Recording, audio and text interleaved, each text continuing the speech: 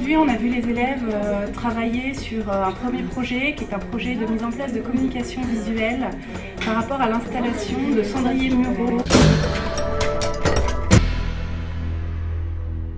Ils ont travaillé également sur la conception d'un petit film à partir de leur téléphone portable. Le dernier projet qu'on a vu aujourd'hui, c'est un travail qui est transversal sur toute l'année, où on demande aux élèves, en binôme ou en trinôme, d'aller à la rencontre d'un professionnel des métiers liés à l'art.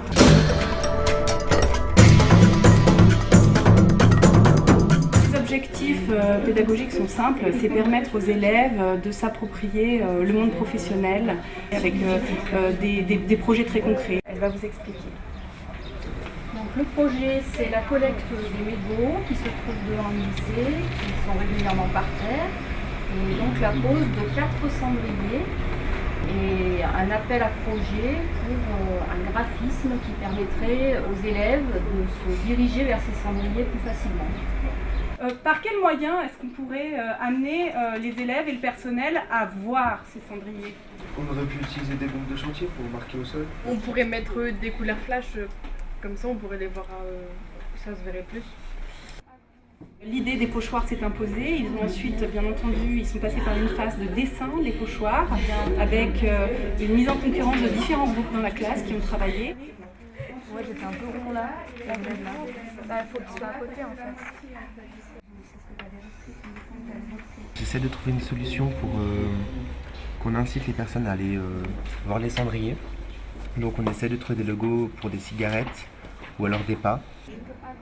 Et ensuite, le découpage des pochoirs qui a mené ensuite à l'installation directement sur le sol devant l'établissement, donc où ils ont bombé leurs pochoirs durant une après-midi.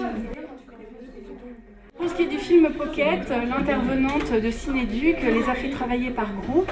Ils se sont éparpillés dans l'établissement avec pour indication et demande de filmer une séquence en continu de 30 secondes sur une thématique, telle que par exemple la colère ou la passion, ou le dégoût, ou l'interrogation. Dépression. Dépression.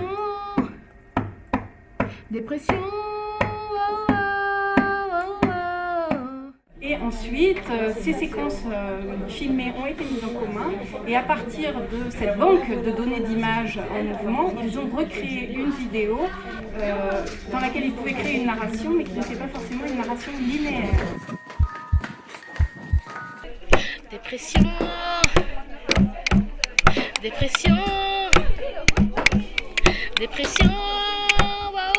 Bien entendu, le fait de filmer avec un téléphone portable va créer un grain, va donner un grain à l'image, parce que l'image va être de mauvaise qualité, qui va être spécifiquement traitée par les élèves comme étant une constituante de leur vidéo. En partenariat avec le professeur d'art plastique, on avait choisi de travailler un peu sur les métiers du secteur des arts visuels. Quels sont déjà au niveau des professionnels ceux qui vous intéresseraient déjà dans un premier temps de connaître? Danseur, designer, Graphiste, illustrateur. Et ensuite, ces élèves témoignent auprès des autres élèves de la classe de ce qu'ils ont appris de ces métiers-là.